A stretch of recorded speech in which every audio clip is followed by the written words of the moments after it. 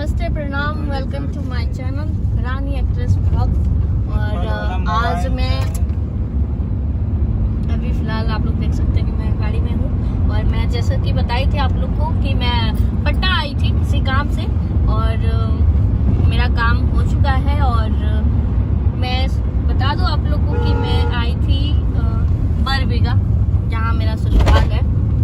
और मैं 1 साल बाद यहाँ आई थी, क्योंकि काम करते तो है, थोड़ा सा घूमना भी बहुत जरूरी होता है।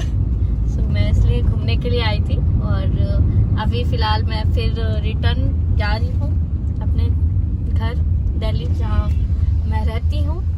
और अभी रास्ते में है और एयरपोर्ट के लिए निकले हुए हैं।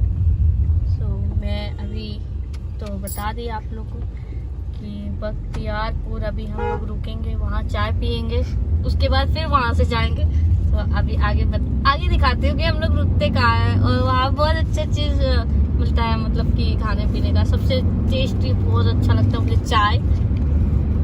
और वहाँ मैं रुक के चाय पीती हूँ, और वो भी पता है किसमें, पट्टा ना, कुल्हड़ वाली चाय होती है।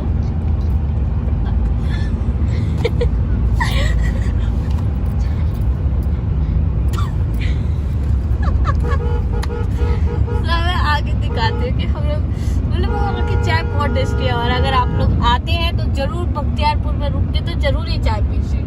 अभी आगे दिखाती हूँ मैं। फाइनली मैं फ्लाइट में बैठ गई हूँ।